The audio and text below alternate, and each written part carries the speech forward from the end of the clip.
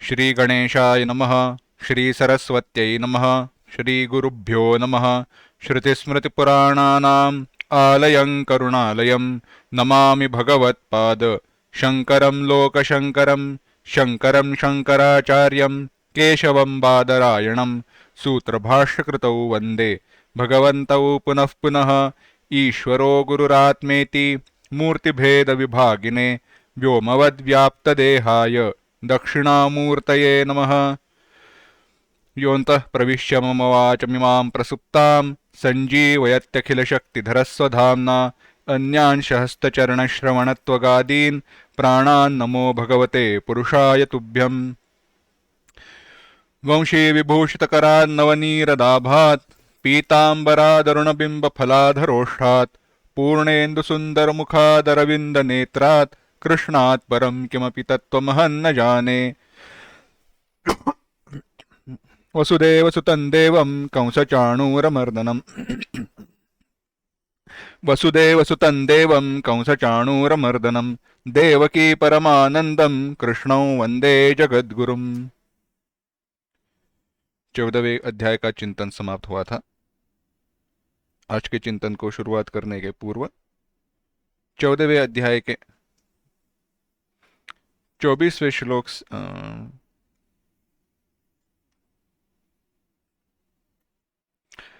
21वें श्लोक से लेके आखिरी श्लोक तक एक साथ पढ़ेंगे। अर्जुन उवाच। अर्जुन उवाच कैर्लिङ्गैस्त्रीन् गुणानेतान् अतीतो भवति प्रभो किमाचारः कथञ्चैतान् त्रीन् गुणानतिवर्तते प्रकाशं च प्रवृत्तिं च मोहमेव च पाण्डव न द्वेष्टि सम्प्रवृत्तानि न निवृत्तानि काङ्क्षति उदासीनवदासीनः गुणैर्यो न विचाल्यते गुणा वर्तन्त इत्येव योऽवतिष्ठति नेङ्गते समदुःखसुखस्वस्थः समलोष्टाश्मकाञ्चनः तुल्यप्रिया प्रियो धीरः तुल्यनिन्दात्मसंस्तुतिः मानापमानयोस्तुल्यः तुल्यो मित्रारिपक्षयोः सर्वारम्भपरित्यागी गुणातीतः स उच्यते माञ्चयो व्यभिचारेण भक्तियोगेन सेवते सगुणान् समतीत्यैतान् ब्रह्मभूयाय कल्पते ब्रह्मणो हि प्रतिष्ठाहम् अमृतस्याव्ययस्य च शाश्वतस्य च धर्मस्य सुखस्यैकान्तिकस्य च। 14वां अध्याय, जिसका नाम गुणत्रय विभाग योग ऐसे बताया गया है। परंपरा में उसे गुणत्रय विभाग योग कहते हैं क्योंकि 3 गुणों का विभाग करके उसका उपदेश भगवान ने प्रधानतः इस अध्याय में किया है। शुरुआत कैसे हुई थी? 14वें अध्याय का एक बार सारांश पूर्वावलोकन करके 15वें अध्याय के प्रस्तावना को हम शुरुआत करेंगे, प्रारंभ करेंगे। उत्पन्न होने वाली सभी वस्तुएं, चिंतन देखिए, उत्पन्न होने वाली जो भी वस्तुएं, उत्पन्न होने वाली यानी जन्म लेने वाली। जब जन्म का हम विचार करते हैं, विस्तार करते हैं, तो यह देखते हैं कि किसी व्यक्ति के द्वारा, प्राणी के द्वारा जन्म दिया गया, यानी पिता पुत्र, माता पुत्र, पुत्री इत्यादि का हम विचार करते हैं। परंतु ऐसे नहीं, जो कुछ भी निर्माण होता है, जो कुछ भी निर्माण होता है हमारे जीवन में, जो हम देख सकते हैं, यानी अगर कोई किताब लिखी जाए, या पेड़, बीज से पेड़ उत्पन्न होना, बीज से वृक्ष की उत्पत्ति होना, या कुम्हार के द्वारा मिट्टी का घट बनाना, यह सब कुछ जो उत्पद्यमान उत्पन्न इसमें आता है। इस दृष्टि से निरीक्षण किया जाए तो जो कुछ भी अनुभव किया जाता है, जो कुछ भी विषय के रूप में अनुभव किया जाता है, अपने से भिन्न मैं इसका अनुभव कर रहा हूं, ऐसे देखा जाता है, वह सब कुछ उत्पद्यमान है। और वह सब कुछ क्षेत्र और क्षेत्र क्षेत्रज्ञ के संयोग से उत्पन्न होती है। क्षेत्र क्षेत्रज्ञ संयोगात, ऐसे परम भूय प्रवक्ष्यामि, इस प्रकार से उपदेश 14वें अध्याय में शुरू हुआ, परंतु उसके बीज 13वें अध्याय में थे। क्षेत्र क्या है, क्षेत्रज्ञ क्या है, इति चोक्तम समासतः, यह संक्षेप के साथ बताने के बाद संयोग से क्या उत्पन्न हुई, सृष्टि उत्पन्न हुई। फिर से एक बार विचार करते हैं, चिंतन करते हैं इन दोनों के संयोग से इस सृष्टि की उत्पत्ति कैसे होती है। संयोग जब हम कहते हैं यानी एक होना, मिलजुल जाना, है ना, दोनों का मिल जाना, एक होना कहा जाता है संयोग। जब संयोग का विचार करते हैं तो बात ऐसी आती है कि देखिए, संयोग का विचार करते हैं तो दो एक हो जाना, दो का एक हो जाना। अब यहां पे देखिए, मेरे पास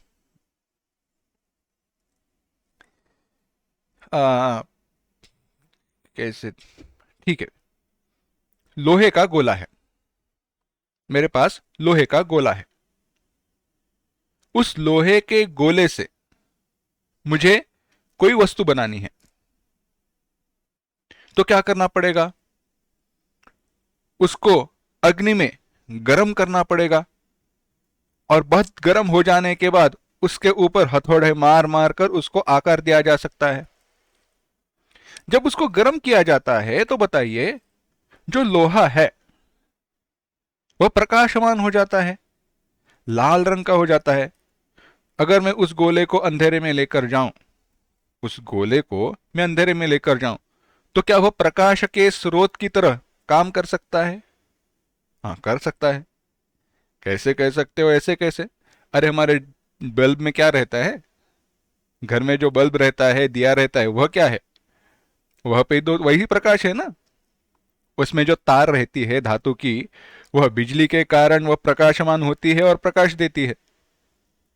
बात ऐसी है, वहां पे ऑक्सीजन नहीं रहता, इसलिए जलकर वो नष्ट नहीं हो जाती, रहने दो। यानी वो प्रकाशमान उष्णता के कारण हो जाती है। परंतु वह जो प्रकाश देना, प्रकाशमानता, प्रकाश उत्पन्न करना, क्या उस लोहे का गुणधर्म है? नहीं, लोहे का वह गुणधर्म नहीं है। तो वह गुणधर्म किसका है? अग्नि तत्व का है, तेज तत्व का वह गुणधर्म है। प्रकाशमानता, क्या करना, प्रकाशित करना, टू इल्यूमिन, गुणधर्म है अग्नि तत्व का, तेज का। जब मैं अग्नि कह रहा हूं तो अग्नि तत्व का विचार कीजिए, न कि अग्नि का, ज्वालाओं का। ज्वालाओं का विचार किया जाए तो भी कोई बात नहीं है, परंतु तत्व का थोड़ा विचार करो। अब मेरा दूसरा सवाल है, लोहे का गोला अपने आप प्रकाश नहीं दे सकता, प्रकाश देना उसका गुणधर्म नहीं है, परंतु वह प्रकाश देने में तत्पर, सक्षम क्यों हुआ? क्योंकि मैंने अग्नि में उसको बहुत गर्म किया है, अग्नि में उसको बहुत गर्म किया है। गर्म होने के बाद उसका रंग लाल हुआ, और अग्नि के साथ संयोग होने के कारण, लोहे का अग्नि के साथ संयोग होने के कारण वह जो लोहा है वह प्रकाश देने में सक्षम हुआ। परंतु साथ ही साथ एक विचार कीजिए, केवल ज्वाला है, अग्नि है ना, केवल ज्वाला ऐसे हाथ में पकड़कर मैं कहीं लेकर जा सकता हूं? केवल ज्वाला है, ऐसे हाथ में पकड़कर मैं कहीं प्रकाश के लिए लेकर जा सकता हूं? नहीं। उसके लिए कोई ज्वलनशील, जो जलती रहे ऐसी वस्तु चाहिए। यानी कोई लकड़ी का टुकड़ा हो जिसके ऊपर आग लगी हुई हो, उसको लेकर मैं कहीं जाऊं अंधेरे में, तो उसके द्वारा प्रकाश की प्राप्ति हो सकती है। जो टॉर्च रहती है आजकल मोबाइल में या फिर हमारे, उसमें भी क्या रहते हैं, वह तार जलते रहती है, इसीलिए मैं प्रकाश लेकर जा सकता हूं। यानी तेज अग्नि को मैं ऐसे ही लेकर नहीं जा सकता। अग्नि का कोई अपना एक रूप नहीं है। ज्वालाएं क्या एक ही प्रकार से एक ही रूप में जलती रहती है? नहीं, भिन्न भिन्न रूपों में ऊपर आती है, चलती रहती है। परंतु जब लोहा अग्नि के कारण गर्म हुआ तो अग्नि को लोहे का एक आकार प्राप्त हुआ। होली के समय अगर आपने निरीक्षण किया हो, या जिसने पुराने चूल्हे देखे हैं जिसमें लकड़ी डालकर आग जलाई जाती थी, या कोयला, कोयले की सिगड़ी रहती थी, उसमें कोयला जलाकर गर्म करके खाना बनाया जाता था। वह सिगड़ी, कोयले के अलग अलग टुकड़े हैं, गर्म हो जाते हैं तो अग्नि उन गर्म जो टुकड़े रहते हैं कोयले के, उसके रंग रूप में दिखती है ना, वैसे दिखाई देने लगती है ना। तो अब प्रश्न ऐसा है, अग्नि को रूप कहां से मिला? अग्नि को अपना कोई रूप नहीं है। तो अग्नि को अपना रूप मिला कोयले के टुकड़ों से या लोहे के वह गोले से। यानी एक कोई रंग रूप में, एक कोई रूप में प्रकाशमान वस्तु का अस्तित्व, कोई एक रूप में प्रकाशमान वस्तु का अस्तित्व किसके कारण है? न केवल प्रकाशमानता गुणधर्म जिसका है वह अग्नि या तेज तत्व के कारण, या जिसके पास अपना स्वतंत्र रंग रूप है, स्थिर रूप है, ऐसे निर्जीव जड़ कोई वस्तु के कारण, कोयले का टुकड़ा हो या लोहे का गोला हो, दोनों स्वतंत्रता से एक दूसरे से भिन्न, एक दूसरे के अभाव में कोई निर्मिति नहीं कर सकते। लोहे का गोला प्रकाश नहीं दे सकता, अग्नि का अपना स्वतंत्र रूप नहीं है। परंतु जब दोनों का संयोग हो जाता है तो जैसे प्रकाशमान वस्तु की निर्मिति होती है, इसी प्रकार से जड़ माया और चेतन परमात्मा, इन दोनों के संयोग से जड़ क्षेत्र और चेतन क्षेत्रज्ञ, इन दोनों के संयोग से यह सृष्टि की उत्पत्ति होती है। परंतु यह सृष्टि की जो उत्पत्ति है वह किस प्रकार से है? कल्पित है। तीन गुणों के कारण कल्पना की गई है। बात एक ठीक से समझना, जैसे सृष्टि कल्पित है वैसे ही सृष्टि के नियम कल्पित है, और जब तक हमें इस सृष्टि का, कल्पित सृष्टि का अनुभव हो रहा है, तब कल्पित सृष्टि के कल्पित नियम कल्पित रखकर हमें उनका आचरण करना चाहिए।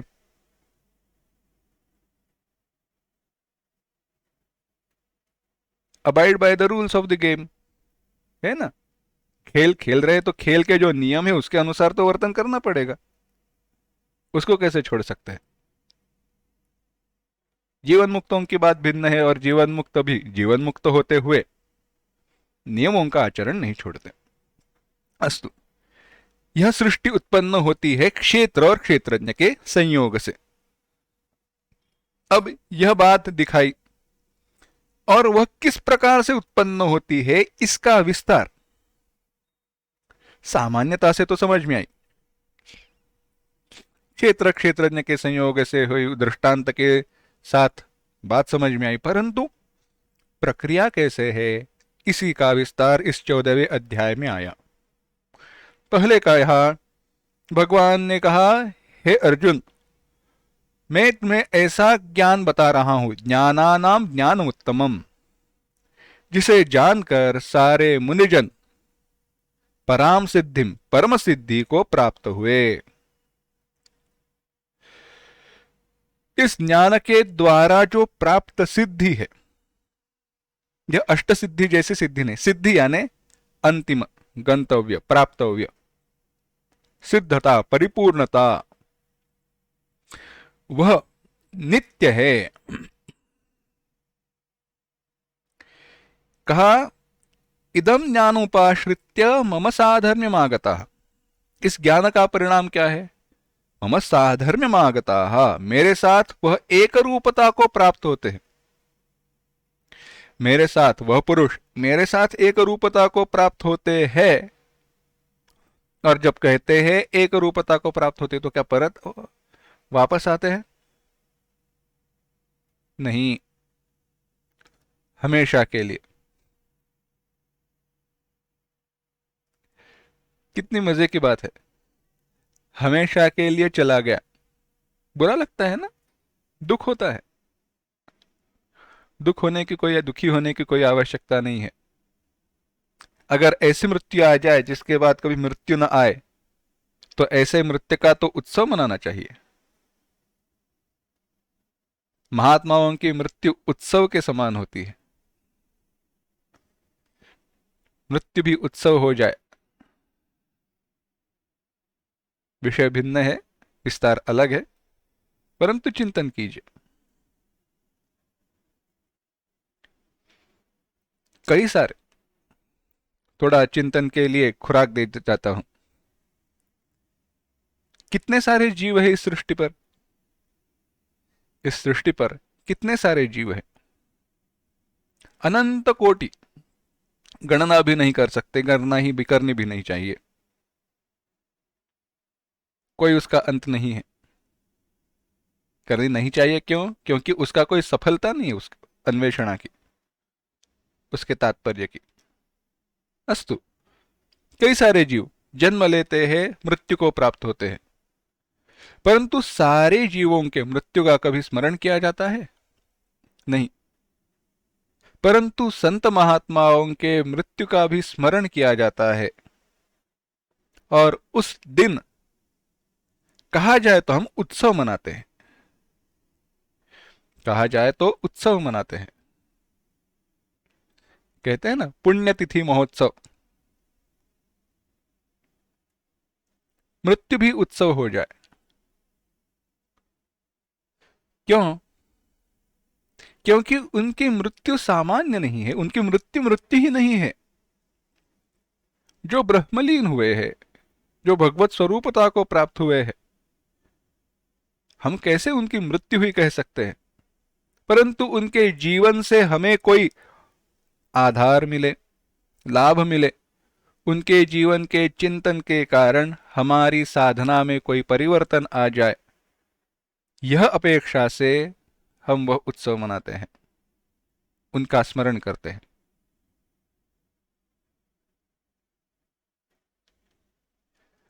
कहा, भगवान कहते हैं ऐसा इस ज्ञान के परिणाम स्वरूप जो मेरे एक स्वरूपता को, एक रूपता को प्राप्त हुए हैं, सर्गे न उपजायन्ते, फिर से जब सृष्टि की उत्पत्ति होती है तो जन्म नहीं लेते, प्रलय न व्यथंती च, और प्रलय काल में दुख को प्राप्त नहीं होते, व्यथा को प्राप्त नहीं होते, गिरते नहीं हैं, अपने स्वभाव को, स्वरूप को छोड़ते नहीं हैं। हे अर्जुन, एक बात ध्यान में रखना, इस सृष्टि की उत्पत्ति जब होती है तो क्या प्रक्रिया है? कहते हैं भगवान के क्षेत्र क्षेत्रज्ञ के संयोग से पहले अव्यक्त की निर्मित होती है। अव्यक्त क्या है? अव्यक्त यानी माया। भिन्न भिन्न प्रकार से प्रक्रिया बताई गई है, कहीं पे कोई ज्यादा स्टेप्स है, कहीं पे कम है, परंतु तत्व उपदेश सरल है।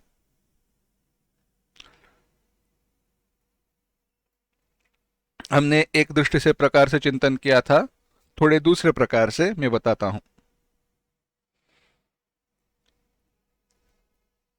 अगर चित्र उतारना है, ड्राइंग बनानी है, तो पहले क्या किया जाता है? पहले कपड़ा लिया जाता है, कपड़े के ऊपर ऐसे ही चित्र नहीं बनाया जाता, कपड़े को रंजित किया जाता है, यानी स्टार्च, चावल का आटा वगैरह कुछ तो वह रहते हैं, उसके द्वारा उसको रंजित किया जाता है, तो वो कड़क जैसा हो जाता है कि जिसके ऊपर आसानी से चित्र बनाया जा सके। बाद में तुरंत रंग भरे नहीं जाते, आउटलाइन, बाह्य रेखाएं एकदम हल्के हाथ से बाहर रेखाएं बनाई जाती है कि कोई कहां पे क्या रहेगा, कहां पे मनुष्य रहेंगे, कहां पे जीव रहेंगे, प्राणी रहेंगे, कहां पे पेड़ पौधे रहेंगे। दृष्टि जो है एक सामान्य सा एक रूप दिया जाता है। बाद में वह जो उनके विशेष अंग है उनको स्पष्टता दी जाती है, स्पष्ट रूप आकार दिया जाता है। उसके बाद वह स्पष्ट एक आकार रूप प्राप्त होने के बाद उसमें रंग भरे जाते हैं। परंतु यह सब कुछ जब हो रहा है, कपड़े को रंजित करना, स्टार्च करना, उसके बाद हल्के हाथ से रेखाएं बनाना, उसके बाद में विशेष अंग प्रत्यंग उनका चित्र लिखना, और बाद में रंग भरना, स्टेप बाय स्टेप प्रोसेस, एक के बाद एक प्रक्रिया है। इसी प्रकार से सृष्टि की उत्पत्ति के पूर्व अव्यक्त जो कुछ भी चित्र बनाना है उसका रॉ मटेरियल रेडी किया जाता है। रॉ मटेरियल रेडी किया जाता है यानी वह रहता है परंतु खोला नहीं जाता, खोला नहीं है, अनुभव के लिए उपलब्ध नहीं है, इसलिए उसको कहा अव्यक्त। व्यक्त उत्पन्न उद्भव हुआ नहीं है, इसलिए आगे कहा यह अव्यक्त। अव्यक्त के लिए आगे कहा क्या है, अव्यक्त के बाद कहा माया, त्रिगुणात्मिका है, महत तत्व, हिरण्यगर्भ का। हिरण्यगर्भ सूक्ष्म है, सारे जो सूक्ष्म शरीर है वहां पे समष्टि सूक्ष्म शरीर, वह कहा गया हिरण्यगर्भ। वह सर्वत्र उपलब्ध है, सबका सूत्रात्मा है, परंतु वहां पे स्पष्टता से कोई अनुभव के लिए उपलब्ध नहीं है। वही आगे क्या होता है, वही विराट के रूप में प्रकट होता है, जहां पे संपूर्ण स्थूल सृष्टि की उत्पत्ति होती है। इसी प्रकार से कारणावस्था में सब कुछ प्रलय रूप में है, साम्यावस्था में है, वहां पे कोई उत्पत्ति हुई नहीं है, परंतु उत्पत्ति के बीज वहां पे उपलब्ध है। उत्पत्ति के बीज जो है उसके अनुसार पहले सूक्ष्म सृष्टि बनाई जाती है, और बाद में वह सूक्ष्म सृष्टि के लिए कोई अधिष्ठान हो, घर हो, किसके लिए वहां पे स्थूल सृष्टि का निर्माण किया जाता है। वहां पे स्थूल सृष्टि का निर्माण किया जाता है। इस प्रकार से सृष्टि के क्रम की प्रक्रिया है। बात तो समझ में आई, परंतु यह जो भेद है ना सृष्टि में, वैरायटी, विविधताएं क्यों दिखाई देती है, उनका कारण है त्रिगुणात्मिका माया। जो माया है, जो अव्यक्त है, वह 3 गुणों से बनी हुई है, सत्वगुण, रजोगुण, तमोगुण। और 3 गुणों से बनी होने के कारण जैसे जैसे गुण का प्राधान्य वैसे वैसे सृष्टि की उत्पत्ति। क्या है यह 3 गुण, उनके लक्षण क्या है, तो क्या तीनों गुण किसी ना किसी प्रकार से पुरुष को बांधने वाले हैं, चाहे वो सत्वगुण हो, रजोगुण हो या तमोगुण हो। सत्वगुण हो, रजोगुण हो या तमोगुण हो, तीनों गुण किसी ना किसी रूप में, किसी ना किसी प्रकार से जीव को बांधते ही है। परंतु जबकि यह तीनों गुण जीव को बांधते हैं, फिर भी यह साधना के लिए उपकारी है। ऐसे होते हुए भी इन तीनों गुणों के परे जाना है। भगवान सरलता से बताओ ना। एक बात है, समझो, सारे गुणों के कार्य क्या है। सत्वगुण सुख और ज्ञान देने वाला है। सत्वगुण कैसे बांधता है? सुख संगेन बध्नाति ज्ञान संगेन चानघ। सुख का अनुभव के साथ बांधता है और ज्ञान संगेन, ज्ञान का अहंकार, सुख की फिर से सुख मिलने की इच्छा। रजोगुण हमें कर्म में प्रवृत्त करता है और बांधता है। तमोगुण प्रमाद और आलस्य, इनके कारण बांधता है। ऐसे उनके लक्षण है, परंतु मैं कैसे समझूंगा? लक्षण तो समझ में आए, बात सही है, परंतु मुझे कैसे समझ में आए कि किस गुण में मैं कब हूं? कुछ तो बताओ भगवान। क्योंकि कैसे है,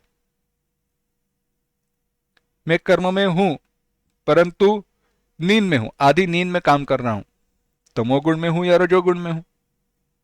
सोना, अगर मैं सो रहा हूं, सोना कर्म है, तो रजोगुण में हूं या तमोगुण में हूं? कैसे समझे? भगवान कहते हैं ठीक है, एक बात समझो, सारे गुण एक साथ, सारे गुण एक साथ अपना कार्य नहीं दिखाते। कोई गुण प्रधान रहता है, कोई गुण गौण रहता है। जब सत्वगुण प्रधान हो तो रजोगुण और तमोगुण गौण रहेंगे। जब रजोगुण प्रधान हो तो सत्वगुण और तमोगुण गौण रहेंगे। जब तमोगुण प्रधान हो तो सत्वगुण और रजोगुण गौण रहेंगे। इसीलिए सत्वगुण और रजोगुण को अभिभूय दबाकर जब तमोगुण की उत्पत्ति होती है, वृद्धि होती है, बढ़ जाता है, तो क्या रहता है? तो तमोगुण बढ़ जाता है, तमोगुण प्रधान हम रहते हैं और उसका परिणाम दिखाई देता है प्रमाद और आलस्य। जब सत्वगुण और तमोगुण इनको दबाकर रजोगुण की वृद्धि होती है तो हम कर्म में प्रवृत्त होते हैं, और जब रजोगुण और तमोगुण को दबाकर सत्वगुण की वृद्धि होती है तो हम सात्विक रहते हैं। परंतु ऐसे होते हुए भी जो दबाए गए गुण हैं उनका परिणाम हमारे वृद्धि हुए गुण पर थोड़ा सा दिखाई देता है। भगवान कहते हैं इन सारे गुणों के चिन्ह क्या है? तो कहा ज्ञान प्रकाश रूप चिन्ह से सत्व गुण बढ़ा हुआ समझना चाहिए। बहुत हम एक ऐसे ऐसी अवस्था में रहते हैं कि जहां पे एकदम फ्रेश सा महसूस करते हैं, कहता है बहुत कुछ बातें अच्छे से समझ में आती है, अटेंटिव, हमारा ध्यान अच्छे से बना हुआ रहता है। समझना चाहिए मैं सत्वगुण में हूं, सत्वगुण की प्रधानता है। अगर लोभ, कर्म में प्रवृत्ति, कर्म की इच्छा, रागादि का प्रवृत्त होना, रागादि में प्रवृत्त होना, हर्ष, ऐसे सारे अगर अनुभव, ऐसे सारी वासनाएं, ऐसे सारे विचार हमारे मन में उत्पन्न हो रहे हो तो कहना चाहिए क्या है यह रजोगुण का प्रभाव है। और तमोगुण का अविवेक, सही क्या गलत क्या उसका विवेक, विचार न कर पाना, भेद न कर पाना, प्रवृत्ति का अभाव। कल करेंगे काम, क्या है, आराम से बैठे रहो। प्रवृत्ति का अभाव, उसका कार्य प्रमाद, गलती कर बैठना, निद्रा, यह सब कुछ तमोगुण का परिणाम है। तो क्या करना चाहिए? भगवान कहते हैं संभव है तो अधिकाधिक सत्व गुण में रहो, परंतु अंततः फिर से बताते हैं भगवान कि तीनों गुणों के परे जाकर रहना चाहिए, क्योंकि यह शरीरधारी जीव जब सत्वगुण के वृद्धि में मृत्यु को प्राप्त होता है, सात्विक अवस्था में मृत्यु को प्राप्त होता है तो उत्तम लोकों को जाता है। रजोगुण में रहता है तो फिर से मरने पर मनुष्य योनि में कर्म संज्ञों में कर्म में आसक्त सा जन्म लेता है, और तमोगुण में जाता है तो अधो योनिषु, निचली योनिया जो है प्राणी योनि इत्यादि का, या निचले जो लोक है वहां पे उसका जन्म होता है। इसीलिए अधिकाधिक सात्विक होना चाहिए। यह सब कुछ बताने के बाद भगवान कहते हैं, जो जीवन मुक्त है, जो महात्मा है, संत है, वह तीनों गुणों के परे रहते हैं। जिस समय दृष्टा पुरुष ज्ञानी होकर कार्य करण और विषयों के आकार में परिणत हुए गुणों से अतिरिक्त अन्य किसी को भी करता नहीं देखता, यानी गुणा गुणेषु वर्तन्ते, यह तीनों गुण है वही कर्म कर रहे हैं, मैं अकर्ता आत्मा स्वरूप ब्रह्म हूं, यह जानता है, वह दृष्टा मेरे भाव को प्राप्त होता है। वह दृष्टा मेरे भाव को प्राप्त होता है। नान्यम गुणेभ्यः कर्तारम। तो प्रश्न होता है कैसे प्राप्त होता है हे भगवान? मेरे कोई प्रश्न है, भगवान यह जो देहधारी जीव है वह जीता हुआ ही इन तीनों गुणों के परे जाता है, कैसे हो सकता है? क्या मिट्टी का घट मिट्टी को लांघ कर जा सकता है?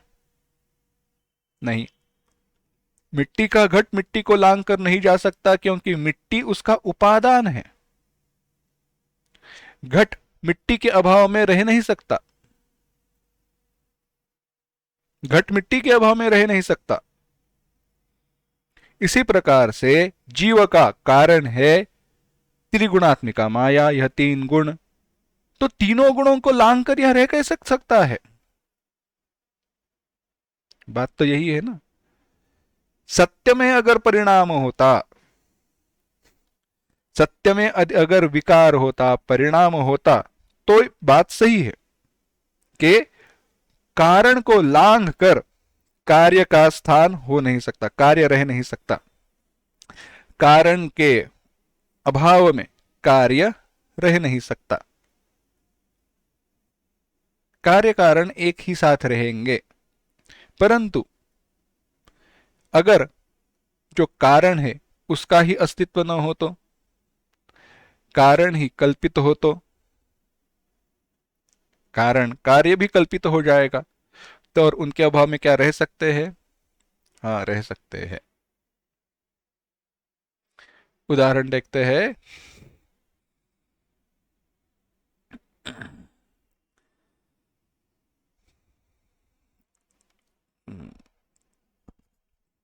जंगल में से जा रहे हैं, जंगल में से जा रहे हैं और आपने वहां पे खंबे को देखा, कोई एक सूखा सा वृक्ष है। सूखे हुए वृक्ष को देखकर आपको लगा अरे बाप रे, कोई डाकू वहां पे खड़ा है। आप चौंक गए और देखने लगे क्या कर रहा है, किसके लिए रुका है, क्या करे, आगे जाए या रास्ता बदल कर जाए, आप सोचने लगे। है सूखा वृक्ष, परंतु आपको दिखाई दिया कोई डाकू है, हाथ में हथियार लेकर खड़ा खड़ा है। पीछे से और दो चार लोग आए, आपने सोचा अच्छा चलो दो चार लोग हैं साथ में है तो वह कुछ करेगा नहीं, तो आप आगे जाने लगे। जैसे ही आप आगे गए आपने देखा अरे सूखा हुआ वृक्ष है, मैं ऐसे ही परेशान हो रहा था, दुखी था। तो अब बताइए,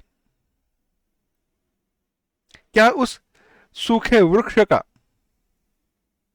क्या उस सूखे वृक्ष का उस डाकू से स्वतंत्र अस्तित्व है?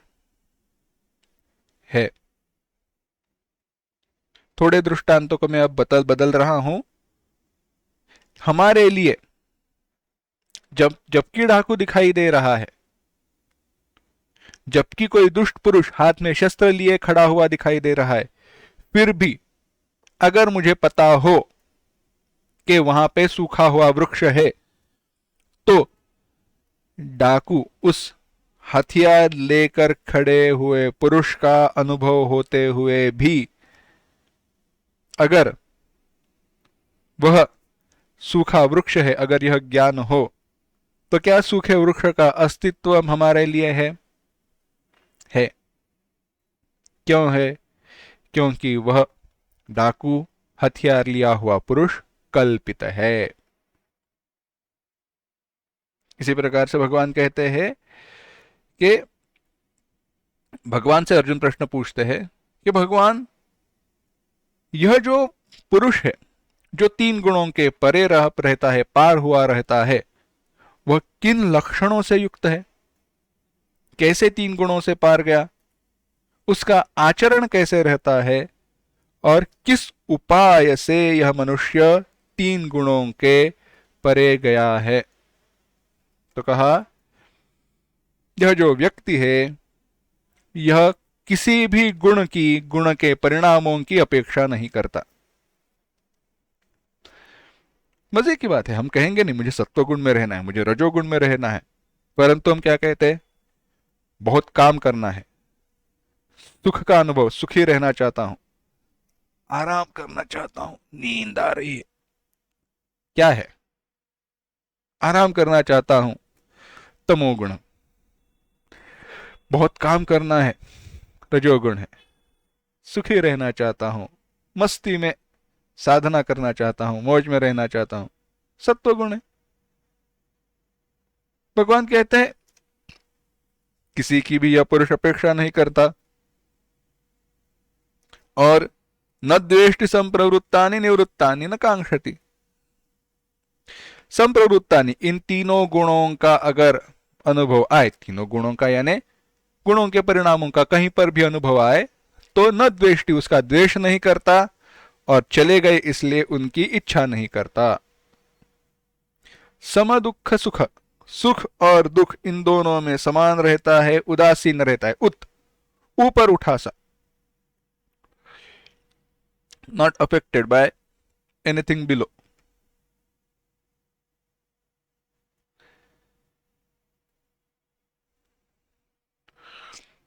पानी में जा रहा जहाज, लहरों के कारण, या नाव हो तो लहरों के कारण ऊपर नीचे चलती रहती है, परंतु हवा में उड़ता हुआ पक्षी लहरों के कारण ऊपर नीचे नहीं जाता।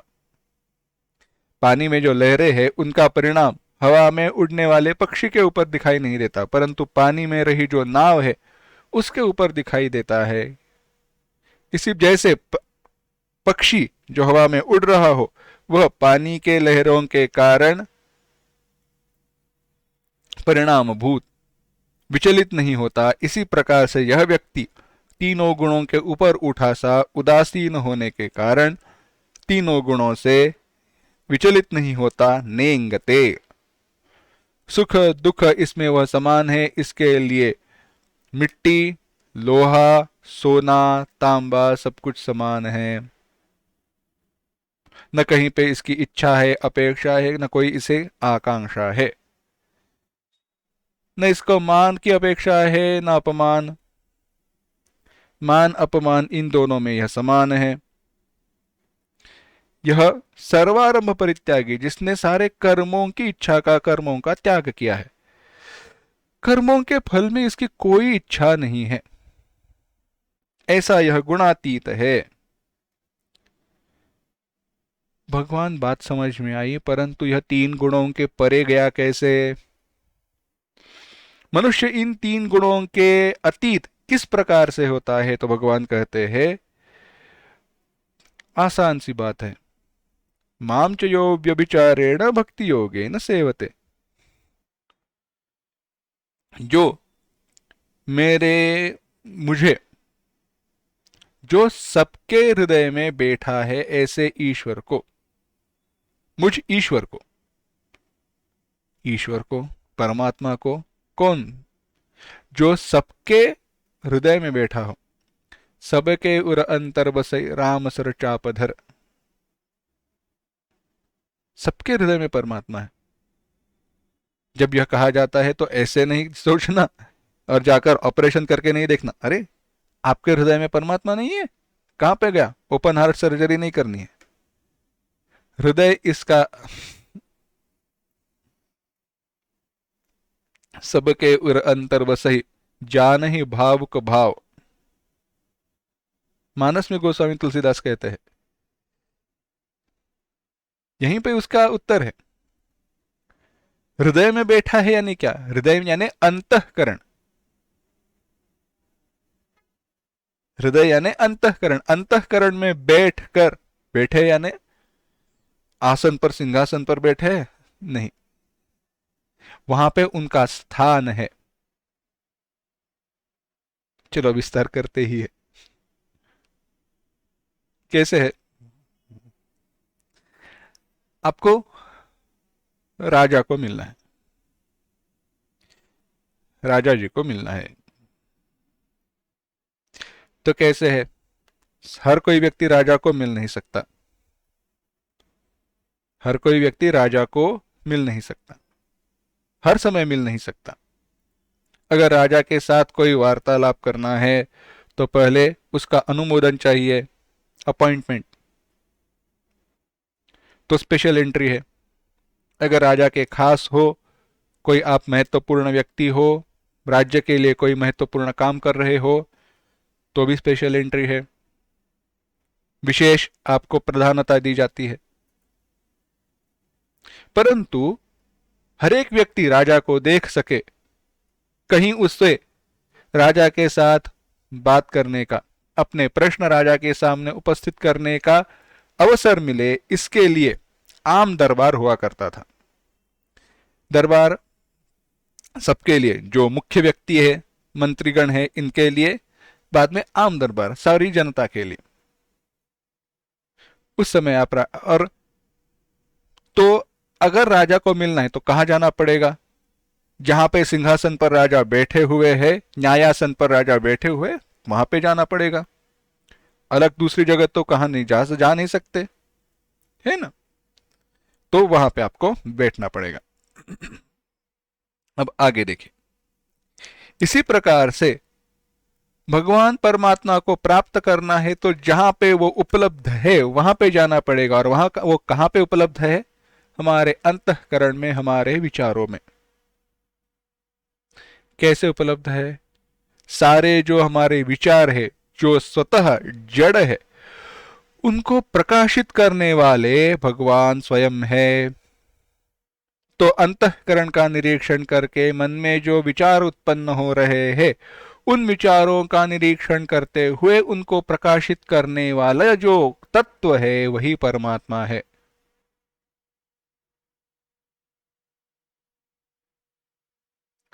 अगर इसको आसान करना है तो नाम जप करो।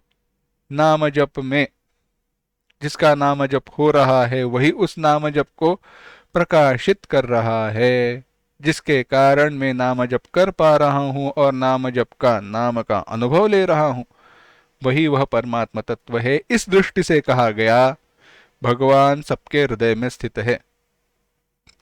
सबके हृदय में, सबके अंतःकरण में, सबके मन में जो विचार निर्माण हो रहे हैं, उन विचारों को प्रकाशित करने वाला जो तत्व है, जो प्रकाशित करते हैं, वह स्वयं भगवान है, वह स्वयं परमात्मा है। ऐसे जो जानता है वह गुणों का अतिक्रमण करके ब्रह्म प्राप्ति के लिए योग्य हो जाता है, मोक्ष की प्राप्ति में समर्थ हो जाता है। कैसे? बड़ा सुंदर प्रसंग है।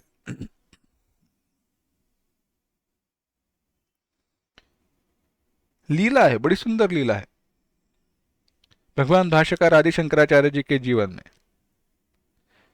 उन्होंने संन्यास ग्रहण किया है, यानी जब संन्यास ग्रहण किया है तो उनके लिए शास्त्र के परम वैराग्य, वैराग्य के साथ ग्रहण किया, तो उनके लिए शास्त्र के, उनके लिए कह रहा हूं, बंधित सामान्य जीव के लिए नहीं, जो साधना में तत्पर है उसके लिए नहीं, उस सामान्य उनके लिए सारे बंधन छूट गए हैं ना। शास्त्र के सारे जो नियम है, कुछ सन्यासी धर्म जो है उनको छोड़कर बाकी सारे बंधन छूट गए हैं, नहीं रहे। परंतु फिर भी पाखंड ना रहे, इसके लिए उन्होंने लीला की। हुआ ऐसे, गंगा जी से स्नान करके वह भगवान काशी विश्वनाथ जी का दर्शन करने के लिए जा रहे थे। जिस रास्ते से जा रहे थे रास्ता छोटा था और सामने कोई चंडाल आया, साथ में कुत्ते थे, हाथ में डंडा था। अब चंडाल आया, क्या करे? उन्होंने कहा, अपसर अपसर, बाजू में हटो, मैं जा रहा हूं, मैं गंगा स्नान करके आया हूं, बहुत शुद्ध हूं, पवित्र हूं, भगवान की दर्शन के लिए जा रहा हूं। किसके मुंह से बात आई है? एक सन्यासी यतिवर की मुख से। कोई दूसरा व्यक्ति है जो पूजा के लिए गृहस्थ है और पूजा के लिए जा रहा है, उसके लिए बात ठीक है, क्योंकि वह स्वयं बद्ध है, वह मुक्तावस्था के प्राप्ति का अधिकारी नहीं है, उसका वह उतना वैराग्य नहीं है। ऐसा वैराग्य होता तो वह बद्ध नहीं रहता था। जो साधना की परमावधि को प्राप्त हुआ है उसके लिए यह विचार बताया जा रहा है। विकल्प पक्ष में हमें उसका चिंतन गृहस्थ को भी करना चाहिए। दृष्टिका कैसी होनी चाहिए, इसका विचार है। आदि शंकराचार्य जी ने, भगवान आदि शंकराचार्य जी ने कहा, अपसर, दूर हो जाओ। चंडाल ने कहा, अपसर तो कहा, किसको दूर हो करने के लिए कह रहे हो? देह यदि वह आत्मा, किसे दूर कहने के लिए कह रहे हो? इस देह को दूर करने की बात कर रहे हो या आत्मा की, आत्म तत्व की? देह की या आत्म तत्व की? यदि देह स तु अन्नमय समानश्च, अगर यह देह की बात कर रहे हो तो मेरा देह जिन 5 महाभूतों से बना है, जिस अन्न से बना है, उसी अन्न से तुम्हारा देह बना है, तो मेरा देह तुम्हारा देह, इसमें भेद क्या हुआ? देह में भेद नहीं है। मेरे देह में तुम्हारे देह में भेद नहीं है। और अगर इस आत्मा को, जीव को दूर करना, जीव को नहीं, आत्मा ही लेते हैं, चलो आसान हो जाएगा, आत्मा को दूर करने की बात कर रहे हो, तो आत्मा तो सर्वव्यापी है। ऐसी जगह बताओ जहां पे क्या कहते हैं, जहां पे आत्मा नहीं है, ऐसा स्थान बताओ, वहां पे मैं चला जाऊंगा। अन्नमयादन्नमयमथवा चैतन्यमेव चैतन्यात् द्विजवर दूरीकर्तुं वाञ्छसि किं ब्रूहि गच्छ गच्छेति। मनीषा पंचकम। भगवान श्री आदि शंकराचार्य जी को ध्यान में आया अपने कारण क्या प्रमाद हुआ है, वहीं पे उन्होंने साष्टांग प्रणाम उस चंडाल को किया, और चंडाल ने अपना स्वरूप, स्वयं साक्षात भगवान शिव जी वहां पे थे, शिव जी ही उस चंडाल के रूप में आए थे, वह प्रकट हुए, आशीर्वाद दिया, और मनीषा पंचकम इस ग्रंथ की रचना वहां पे भगवान आदि शंकराचार्य जी ने की। विषय क्या चल रहा है? तीनों गुणों के परे जाना, गुणान अतीत्य, भगवान को सबके हृदय में देखना।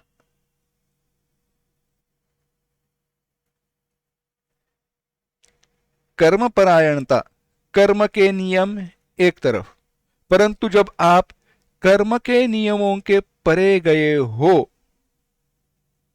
तो वहां पे कर्मठता, कर्म की बुद्धि नहीं रहनी चाहिए। हृदय में भगवान देखने चाहिए। किसे दूर करोगे?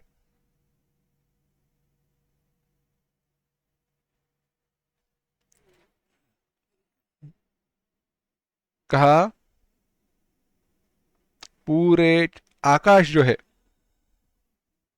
मिट्टी का, पूरे चांतरमस्ति कांचन घटी मृत्कुंभयोर वांबरे प्रत्यक दृष्ट्यात्मन निवसिता,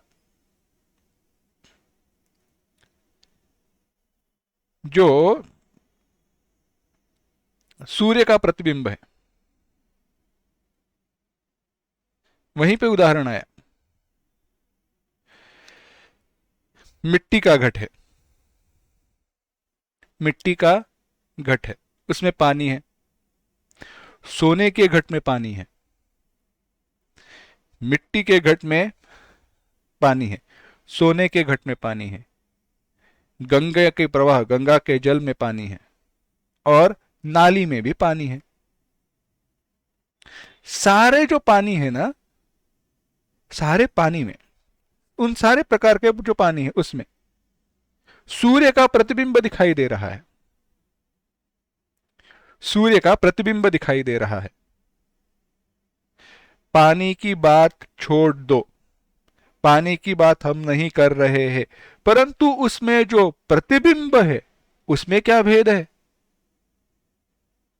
क्या नाली की पानी में वह प्रतिबिंब है इसलिए वह गंदा है, और गंगा के जल में बैठ पड़ा है इसलिए पवित्र है? केवल प्रतिबिंब को देखा जाए तो सारे भेद नष्ट हो जाते हैं। इसी प्रकार से जब मैंने सारे व्यवहारों का, कर्म का त्याग किया है, इसीलिए भगवान ने जो 26वां श्लोक है वहां पे देखिए कहा है, मामच अव्यभिचारेण भक्ति योगेन सेवते, जब कहा यति ही वा कर्म ही वा, कैसा है? यति ही, जो सन्यासी है जिसने सारे कर्मों का त्याग किया है, या जो कर्म योगी है, जो कर्म बुद्धि के परे गया है, उसके लिए उपाधि भेद, जिसके लिए उपाधि की दृष्टि जिसके लिए नष्ट हुई है, जो न नाली का पानी देखता है, न गंगा के जल को देखता है, न मटकी मिट्टी के घट में पानी है उसे देखता है, या सोने के घट में पानी है उसे देखता है, उसके लिए जिसका ध्यान केवल और केवल उसमें पड़ा हुआ जो प्रतिबिंब, सूर्य का जो प्रतिबिंब उसकी तरफ है, हमारे उदाहरण में जो मनुष्य की, जीव की बाह्य उपाधि को नहीं देखता, परंतु उसके हृदय में स्थित परमात्मा को ही देखता है, बड़ा कठिन है।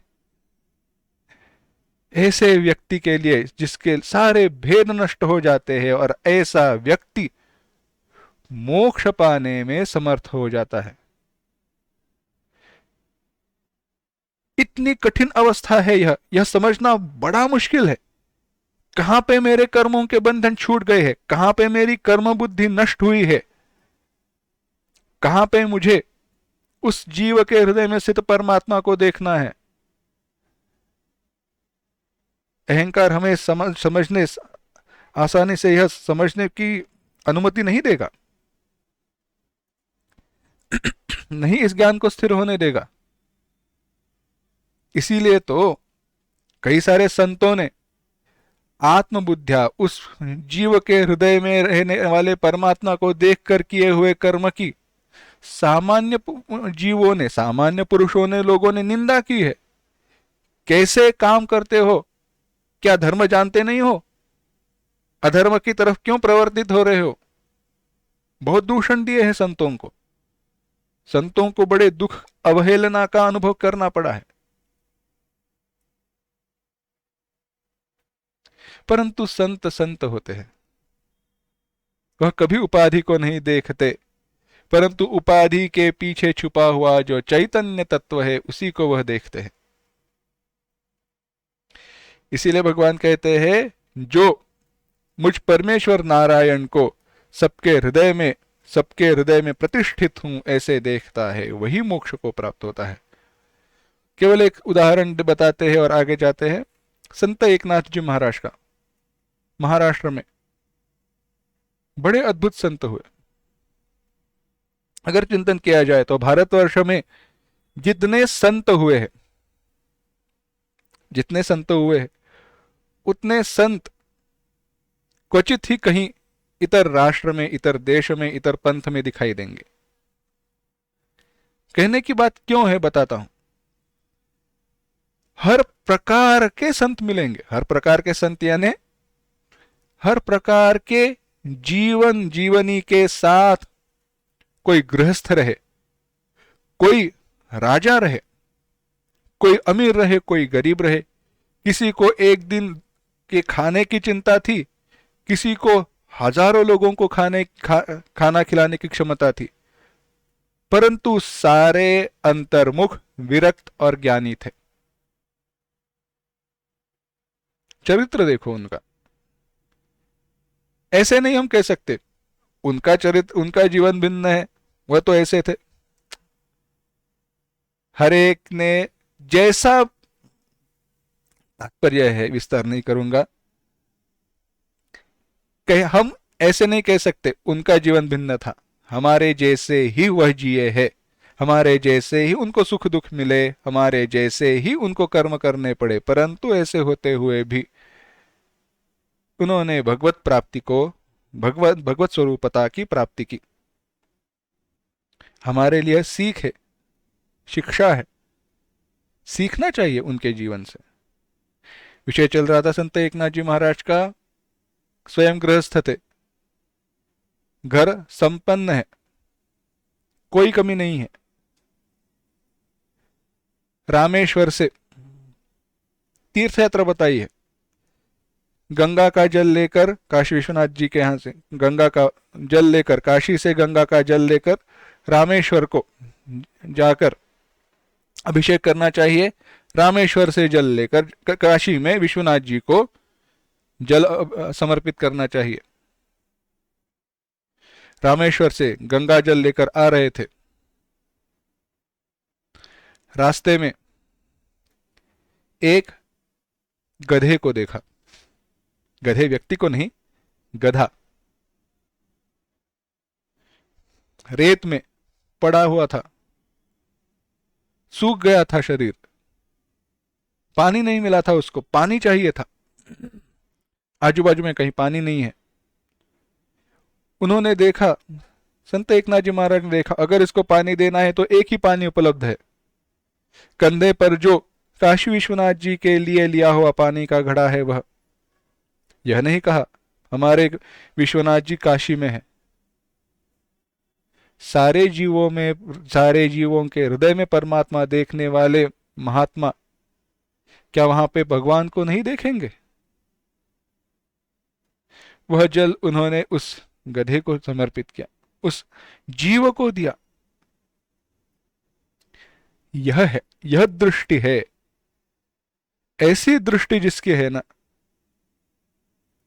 वही मोक्ष के लिए समर्थ हो जाता है। ऐसा आचरण होता है। इस प्रकार से आचरण हो तो हम तीनों गुणों के परे जा सकते हैं। अब बताइए ऐसा आचरण कब हो? अपने आप स्वयं चिंतन करो। तात्पर्य एक ही है, अहंकार नहीं होना चाहिए, कर्म बुद्धि नहीं होनी चाहिए, उपाधि को नहीं देखना चाहिए। बस प्रश्न आएंगे, अगर उपाधि को नहीं देखेंगे तो मेरे खाने का क्या है ना। व्यवहार नहीं देखेंगे, व्यवहार की बात करोगे तो जीवन मुक्ति आपके लिए नहीं है। कर्मयोग करते रहो, जब तक उतना वैराग्य, उतनी बुद्धि आती नहीं तब तक कर्मयोग करते रहो। जहां तक हम मैनेज कर सकते हैं, जहां तक हमारी क्षमता है, उतना ही धीरे धीरे बढ़ाते जाओ। एकदम से संत पद के लिए छलांग नहीं लगानी है। मैं भी कह रहा हूं, परंतु यह वर्णन कैसे है सोचिए। ऐसे आचरण हम अचानक से करने लगे तो वह रूप दृश्य कैसे दिखाई देगा। एक छोटा सा 4-5 साल का बच्चा, छोटा है ना, ऊंची कितनी होगी उसकी, परंतु उसने देखा है क्या, पिताजी को हाथ ऊपर करके उन्होंने कोई वृक्ष का फल तोड़ा है, तो वह भी क्या कर रहा है, छोटा सा वो 3-4 साल का बच्चा हाथ ऊपर करके वृक्ष के फल को तोड़ने का प्रयास कर रहा है। क्या संभव है उसके लिए? नहीं है। उसको भी ऊंचा होना पड़ेगा, बढ़ना पड़ेगा, बड़े होने के बाद उसके लिए वह आसान हो जाएगा। परंतु छोटे रहते हुए कूद कर, छलांग लगाकर अगर वह उसको उस फल को तोड़ने का प्रयास करे तो जैसे हास्यास्पद रहेगा, मूर्खता रहेगी, अविवेक रहेगा उसके लिए। इसी प्रकार से जितनी हमारी साधना की क्षमता है उसके अनुसार ही वर्तन करते हुए साधना में बढ़ोतरी करनी चाहिए, हमारी साधना का विकास करना चाहिए। तो अब ये सब ऐसे क्यों होता है?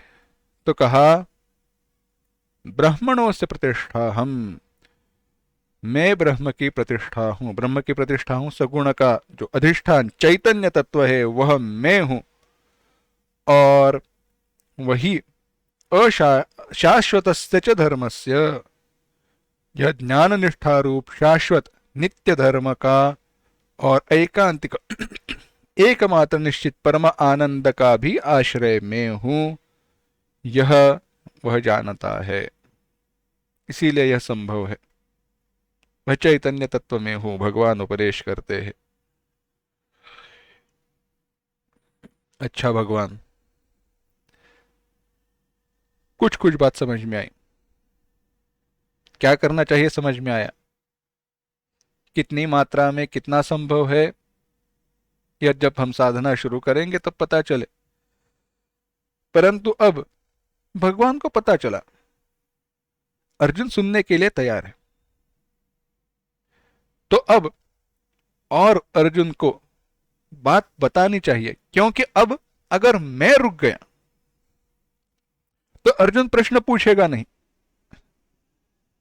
अब मैं रुक गया तो अर्जुन प्रश्न पूछेगा नहीं, और अगर अर्जुन प्रश्न पूछेगा नहीं तो मुझे उसको ज्ञान देने का फिर से अवसर मिलेगा नहीं। कब अवसर मिले पता नहीं। अब अगर यह सुनने के लिए अभी तैयार है, उसका मन मेरे पास है, उसका ध्यान मेरे पास खींचा हुआ है, तो क्या करे, अभी उसको और उपदेश करते हैं। यह चिंतन करके भगवान ने स्वयं आगे उपदेश शुरू किया और 15वें अध्याय की शुरुआत होती है। भगवान ने अभी तक उपदेश जो किया उसमें कहा कि कर्म करने वालों का कर्म फल और ज्ञानियों का ज्ञान फल मेरे अधीन है। इसीलिए जो भक्ति योग से मुझे भजते हैं, माम चयो व्यभिचारेण भक्ति योगेन सेवते, वह तीनों गुणों के परे जाकर ज्ञान प्राप्ति के क्रम से मोक्ष लाभ करते हैं। तीनों गुणों के परे जाते हैं, बाद में ज्ञान की प्राप्ति करते हैं, ज्ञान के प्राप्ति से मोक्ष हो मिलता है। जो आत्म तत्व को यथार्थ जानने वाले हैं तो उनके लिए क्या कहना। जो साधनावस्था में है, जो क्रम के साथ मुक्ति को प्राप्त होते हैं, उनकी बात तो है ही, परंतु जो स्वयं आत्म तत्व को जान गए हैं वह तो नित्य मुक्त ही है, उनके लिए क्या कहना।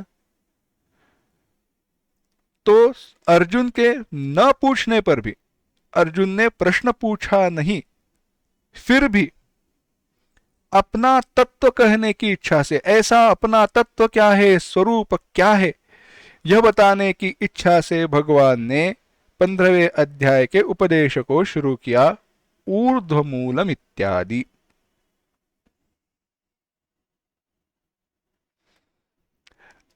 कैसे है?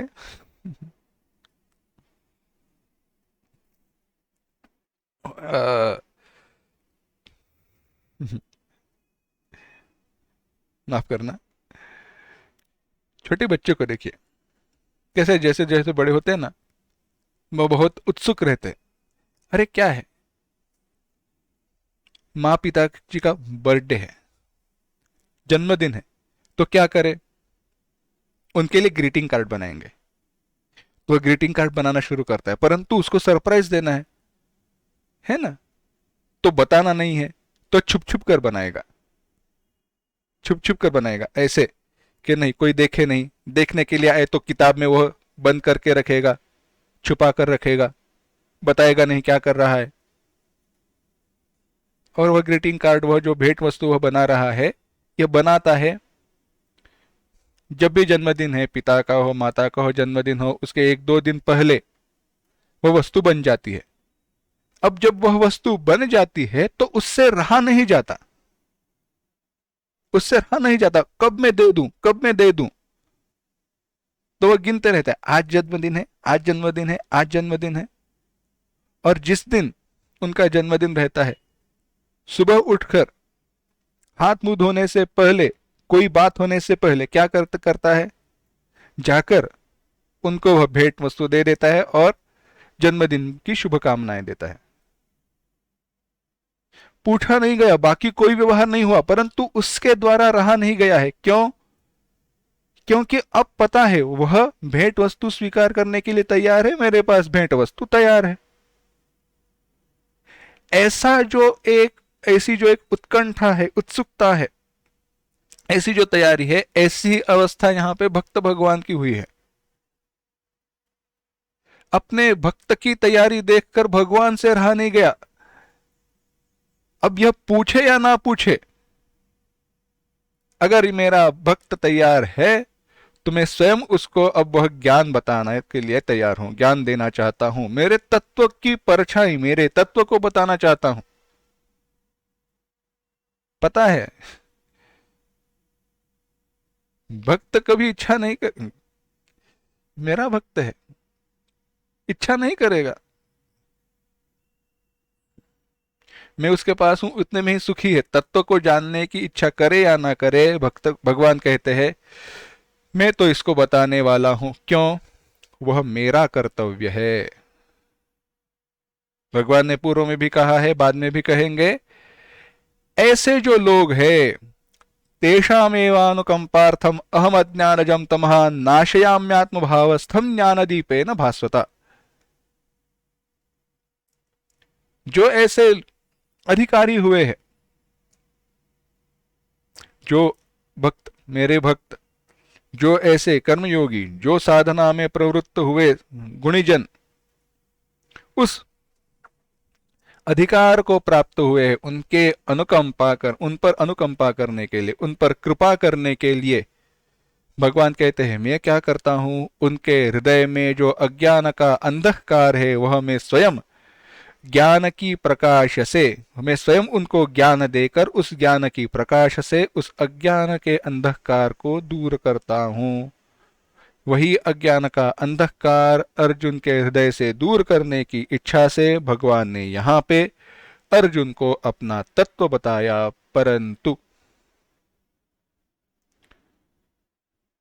वह तत्व बताने के पूर्व हृदय में वैराग्य हो और जो नहीं चाहिए उसे दूर किया जाए, उसे फेंक दिया जाए, यह बताने के लिए भगवान ने वैराग्य उत्पन्न करने के लिए सृष्टि का वैफल्य, सृष्टि की विफलता, संसार के स्वरूप का वर्णन करके संसार से विरक्त हुए पुरुष को,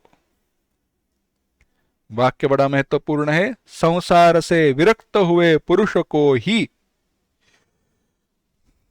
भगवान के तत्व को जानने का अधिकार है, जानने में अधिकार है, अन्य को नहीं। इसीलिए उस वैराग्य को उत्पन्न करने के लिए, संसार का स्वरूप बताने के लिए भगवान ने अध्याय की शुरुआत की ऊर्ध्वमूलम अधशाखम। यह ऊर्ध्वमूल अधशाखम संसार का स्वरूप क्या है, कैसा है, बड़ा सुंदर वर्णन है। परंतु वह वर्णन और भगवान का जो उपदेश है, जो भगवान ने 15वें अध्याय में बताया, वह उसका विस्तार चिंतन हम अगली बार करेंगे। ओम असतो मा सद्गमय तमसो मा ज्योतिर्गमय मृत्योर्मा अमृतंगमय समस्तलोका सुखिनो भवन्तु, समस्तलोका सुखिनो भवन्तु, समस्तलोका सुखिनो भवन्तु। ओम शांति शांति शांति। हरि ओम। श्री गुरुभ्यो नमः। हरि ओम।